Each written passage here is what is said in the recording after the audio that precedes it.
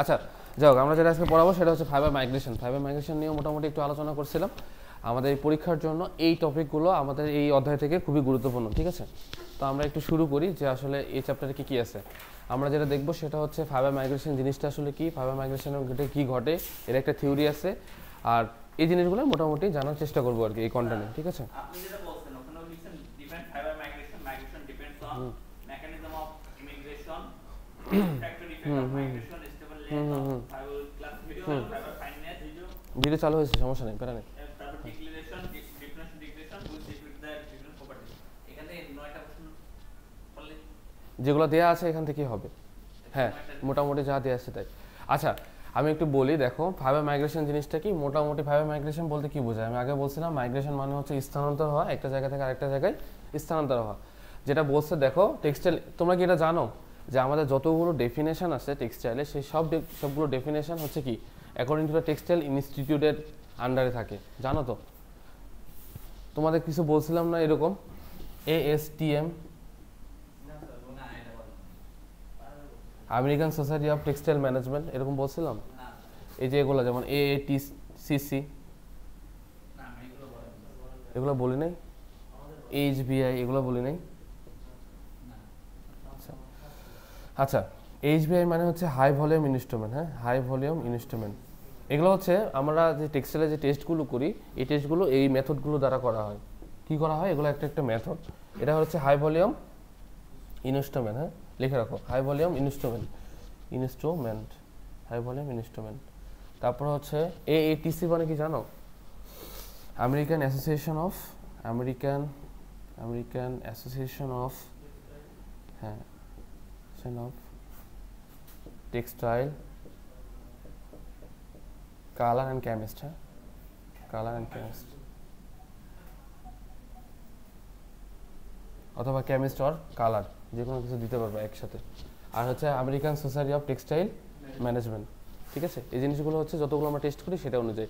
আচ্ছা, এখন আসি ফাইবার মাইগ্রেশন জিনিসটা কি। ফাইবার মাইগ্রেশন মানে একটা ইয়ানের অথবা একটা ফাইবারের একটা এক্সিস থেকে আরেকটা এক্সিসের যে পার্থক্যটা, সেটাকে বা কি বলা হয়, ফাইবার মাইগ্রেশন বলা হয়। এখানে যেমন দিয়ে আছে দেখো, the change in a distance of a fibre of filament yarn. তোমাদের হচ্ছে এটাও বলছি যে ফাইবার আর ফিলামেন্টের কোনো পার্থক্য আছে, বলছিলাম তোমাদের, বলেছিলাম না ফাইবার ফিলামেন্ট সম্পর্কে ধারণা দিয়েছি। আচ্ছা, ফাইবার মানে কি? ফাইবার ইজ এ স্মল ইন্টেঙ্গেলমেন্ট, সেটা হচ্ছে ফাইবার মানে হচ্ছে আঁশ বা তন্তু বোঝায়। ফিলামেন্ট মানে কি? লম্বা থাকে, হ্যাঁ এটা বলেছিলাম তো ক্লাসে। যাই হোক, এখন তো মনে রাখবো আর কি, what is the difference between fibre and filament. Fibre is a small entanglement, যেটাকে আঁশ বা তন্তু বলা হয়, বাট ফিলামেন্টগুলো কিন্তু সাইজে কি হয়, বড় বা লম্বা হয়, ঠিক আছে? 100% রিসাইকেল। এখন দেখো তাহলে ফাইবার মাইগ্রেশন কাকে বলে, বলছি যে change in a distance of a fibre or filament yarn, the axis of yarn during production is called fibre migration. অর্থাৎ একটা ইয়ানের এক্সিস থেকে আরেকটা এক্সিসের যে পার্থক্যটা, সেটাকে কি বলা হয়, ফাইবার মাইগ্রেশন বলা হয়। এখন আসো, এই ফাইবার মাইগ্রেশনটা আমি বলছিলাম যে কতগুলা জিনিসের উপর ডিপেন্ড করে। একটা হচ্ছে স্টেপল লেন্থ, একটা কি স্টেপল লেন্থ সম্পর্কে বলেছিলাম যে স্টেপল লেন্থ কি, তাই না? 2 নম্বরটা বলছিলাম যে টেনশন, এগুলোর উপরে ফাইবার মাইগ্রেশনটা ডিপেন্ড করে। তারপর আর 3 নাম্বার বলছি মুড অফ স্পিনিং, কি বলছিলাম, মুড অফ স্পিনিং। এই তিনটার উপর কি করে, ফাইবার মাইগ্রেশন ডিপেন্ড করে। যদি কখনো বলা হয় যে ফাইবার মাইগ্রেশন কোন কোন বিষয়গুলোর উপর ডিপেন্ড করে, তাহলে 3টা বিষয়ের উপরে ডিপেন্ড করে। নাম্বার 1 হচ্ছে স্টেপল লেন্থ, নাম্বার 2 হচ্ছে টেনশন, নাম্বার 3 হচ্ছে মুড অফ স্পিনিং। এখন স্টেপল লেন্থ কি হয়, যদি স্টেপল লেন্থ বাড়ে তাহলে ফাইবার মাইগ্রেশন কি হবে, বাড়বে। যদি স্টেবল লেন্থ কমে, ফাইবার মাইগ্রেশন কমবে। টেনশন যদি বাড়ে, ফাইবার মাইগ্রেশন কি হবে, বাড়বে। টেনশন কমলে ফাইবার মাইগ্রেশন কমে যাবে। মোড অফ স্পিনিং এর ক্ষেত্রে বলেছিলাম যে কি হয়, যে আমরা একটু জানি এরকম হয় না, প্রথমে আমাদের কি থাকে বলতো, র ম্যাটেরিয়াল থাকে, তাই না? আমরা ফ্লো চার্ট পড়েছি, তারপর কি হয়, ফাইবার হয়, তাই না? তারপর ফাইবার থেকে কি হয়, ইয়ান হয়, ইয়ান থেকে কি হয়, ফেব্রিক হয়, তাই না? নিটিং এর মাধ্যমে যায় ফেব্রিক হয়। তো আমরা দেখলাম অলরেডি কি হয়, মাইগ্রেশন হয়, একটা জায়গায় কিন্তু স্থির থাকে না। প্রথমে আমাদের শুরুতে কি ছিল, র ম্যাটেরিয়াল, তারপর সেখান থেকে আমরা ফাইবার পেলাম, ফাইবার থেকে ইয়ান পেলাম, ইয়ান থেকে আমরা কি পাই, ফেব্রিক পাই। এই জন্য বলা হয় যে ফাইবার মাইগ্রেশনটা মুড অফ স্পিনিং এর উপরে ডিপেন্ড করে। এখানে আরেকটা জিনিস আমি পড়িয়েছিলাম তোমাদের, স্পিনিং কাকে বলে, right, the process by which yarn is made from fibre. কারণ দেখো এই যে আমরা ইয়ানটা পাইলাম, ইয়ানটা কই থেকে পাইছি? ফাইবার থেকে। তো ফাইবার থেকে ইয়ান পাইলে সেটাকে আমরা কি বলা হয়? স্পিনিং বলা হয়। ঠিক আছে, যারা স্পিনিং এ চাকরি করে তারা আমরা জানি। হ্যাঁ বলো।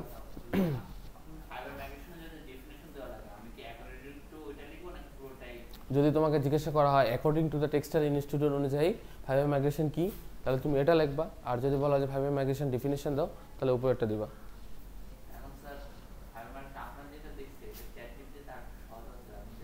শোনো, আমি বারবারই তোমাদের বলি, সেটা হচ্ছে আমার স্লাইডে যে ডেফিনেশন আছে এইটাই দিতে হবে, নট নেসেসারি। তোমার যেটা সোজা মনে হবে, যেখানে তোমার মনে হবে যে এটা দিস ইজ কমফোর্ট ওয়ান, তুমি ওটাই দাও, আমার কোনো সমস্যা নেই। যদি মূল তথ্য ঠিক থাকে তাহলে অবশ্যই আমি তোমাদের যদি শোনো ডেফিনেশনগুলো দেওয়া যখন থাকবে প্রশ্নে চাওয়া হবে according to the textile institute define fibre migration, তখন তুমি এটা দিতে পারো। ক্লিয়ার? ঠিক আছে, এখন আসো effect of fibre migration yarn properties. Yarn প্রপার্টিসের উপর ফাইবার মাইগ্রেশনটা কীরকম ইফেক্ট করে দেখো। বলা আছে যে migration of fibre effect on many properties of yarn, mainly effect yarn stain. Yarn stain, stain বলতে আমরা জানি। তোমাদের দেখো আরেকটা জিনিস আমি বলছিলাম যে স্টেবল লেন্থ কয় ধরনের বলছিলাম, এটা কিন্তু পরীক্ষা থাকবে যে define staple length and classification the stable length. হ্যাঁ, এটা কিন্তু স্লাইডে না থাকলে এটা একটু ভালো করে পড়াশোনা করো। স্টেবল লেন্থ লেখো, যেগুলো বলবো সেগুলো একটু খেয়াল করো। হ্যাঁ, define staple length, staple length. আচ্ছা, write down the class, write down the type of staple length, write down the types of staple length. ঠিক আছে, আমি কি কি বলছিলাম? স্টেবল লেন্থ কয় ধরনের বলছিলাম বলো তো? 4 ধরনের। একটা কি কি? Short stable length. আচ্ছা, অনেকেই এই জিনিসগুলো জানি না, আমরা একটু আরেকবার লিখে নেই। হ্যাঁ, একটু ক্লাস করি কয়েকদিন, তাহলে একটু বুঝবো আর কি। একটু মিশিয়ে দিলাম। কী কী বলছিলাম?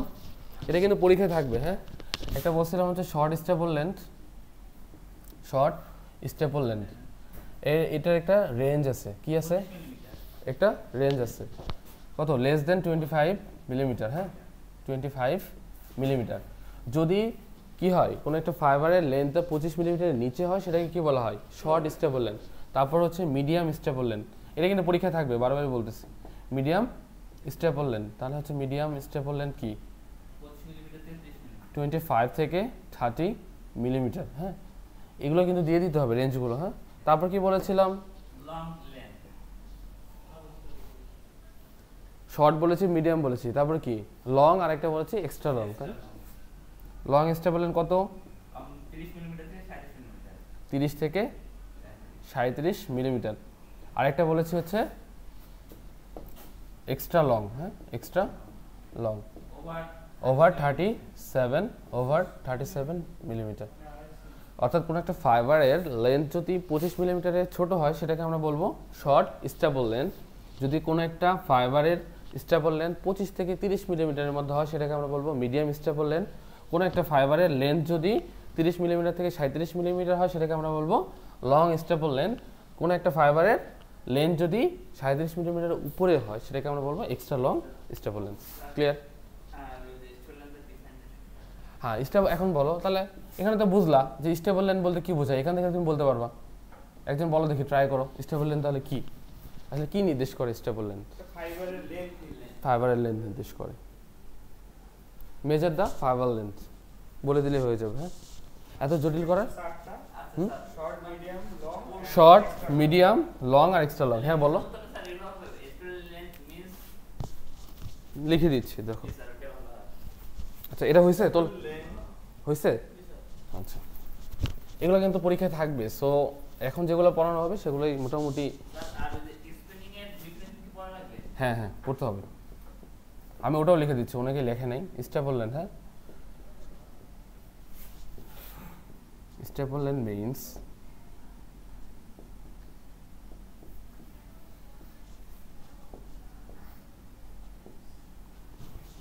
না দি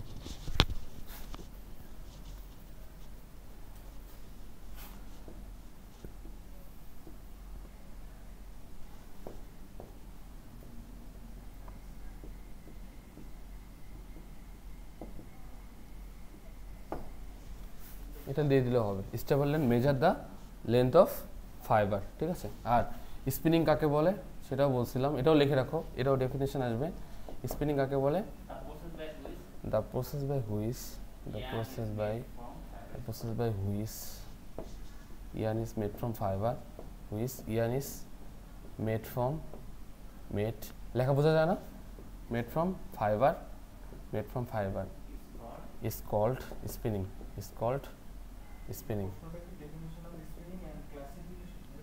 না,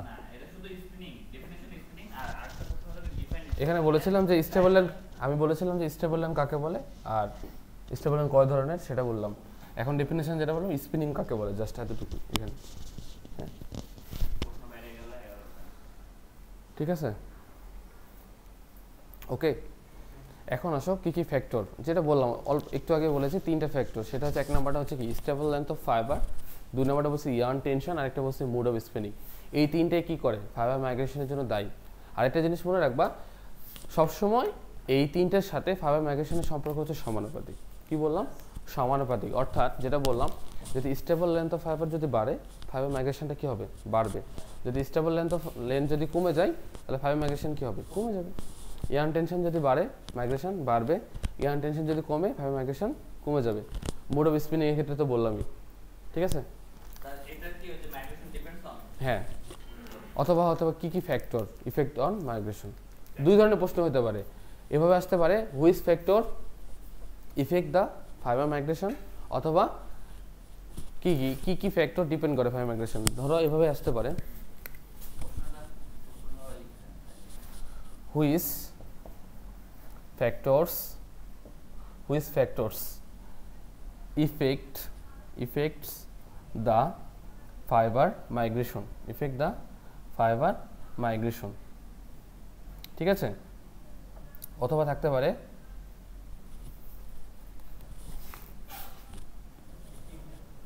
how many factor required, অথবা how many factor required on fiber migration, এরকমও থাকতে পারে। অর্থাৎ এরকম প্রশ্ন আসতে পারে, কিভাবে ইফেক্ট করে অথবা ডিপেন্ড করে বা রিকোয়ার্ড হতে পারে, এই জিনিসগুলো এরকম করে থাকতে পারে।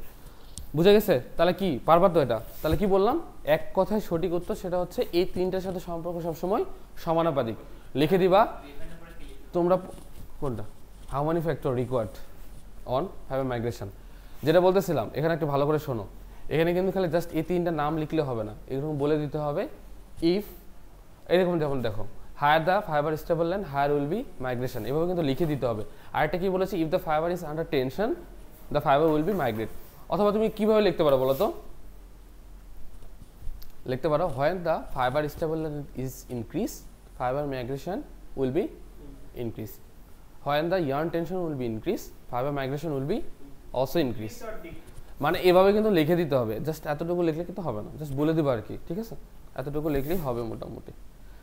এখন আসো কি কি ইলেকট্রিক প্রপার্টিস। হ্যাঁ, এটা একটু খুব গুরুত্বপূর্ণ জিনিস, সেটা হচ্ছে ইলেকট্রিক্যাল প্রপার্টিস। হ্যাঁ, এটা তো আলাদা, electrical properties of textile fibre. আচ্ছা, এখন আমাকে বলো তো, এই ইলেকট্রিক্যালের সাথে টেক্সটাইল ফাইবারের কোনো সম্পর্ক আছে কিনা? কেন বলা হয়েছে যে electrical properties of textile fibre? What is the relation between electrical properties and textile fibre? বলো তো। রাইট, স্ট্যাটিক ইলেকট্রিসিটি আমরা পড়ে আসছি, তাই না?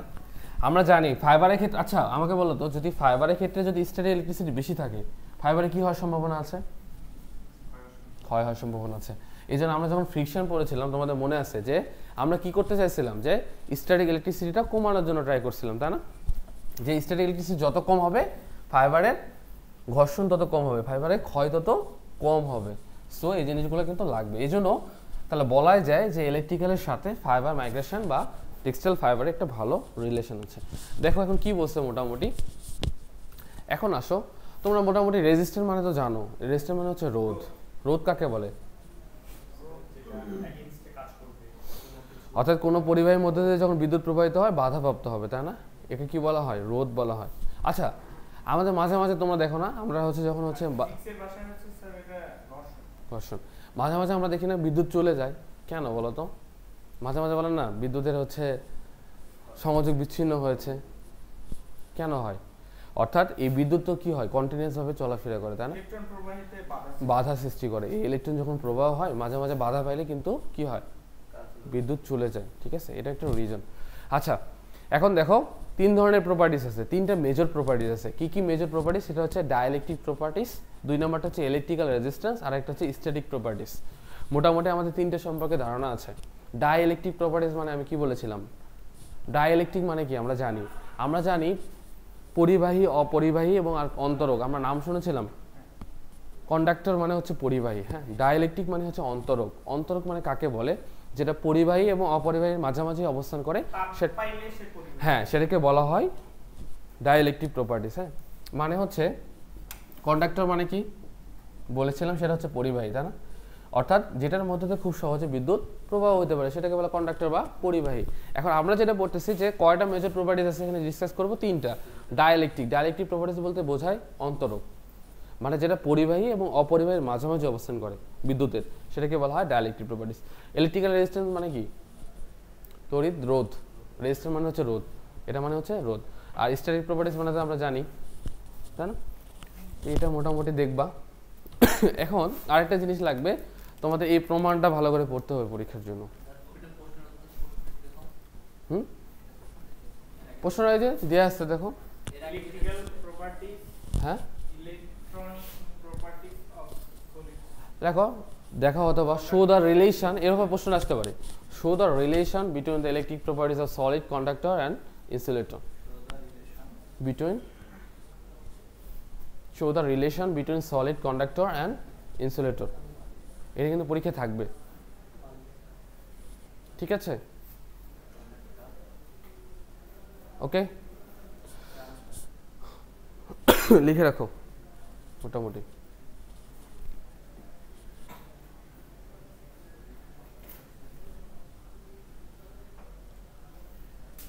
আচ্ছা, আমরা হচ্ছে কুলম্বের সূত্র পড়ছিলাম, মনে আছে?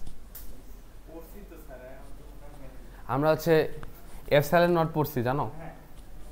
এটা মানে এপসাইলন মানে হচ্ছে বেদনযোগ্যতা, শূন্যস্থানে বেদনযোগ্যতা একটা ভ্যালু ছিল 8.854 × 10⁻12।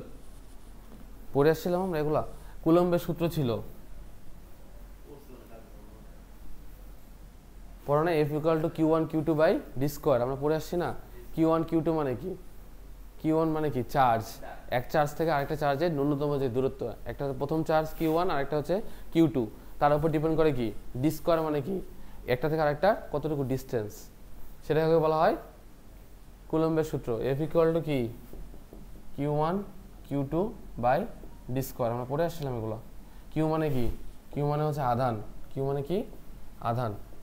Q2 মানে হচ্ছে এটা প্রথম বস্তুর আধান, এটা হচ্ছে দ্বিতীয় বস্তুর আধান। D মানে হচ্ছে কি ডিসটেন্স বা দূরত্ব, সেটাকে কি বলা হয়? F দ্বারা প্রকাশ করা হয়। F = Q1 Q2/d²। পড়ে আসছিলাম এগুলো, মনে নেই অনেকটা। এপসাইলন নট মানে হচ্ছে শূন্যস্থানে বেদনযোগ্যতা বা কন্ডাক্টিভিটি বলা হয়, শূন্যস্থানের কন্ডাক্টিভিটি বলা হয়, ঠিক আছে? তো আমরা নেক্সট ক্লাসে এখান থেকে আমরা শুরু করব এই প্রমাণটা, ঠিক আছে? এই প্রমাণটা কিন্তু পরীক্ষায় থাকবে, ঠিক আছে? আমাদের টাইম শেষ হয়ে গেছে অলরেডি, ম্যাডাম চলে যাবে, ঠিক আছে? শেষ করে দাও, হ্যাঁ, ক্লাসটা।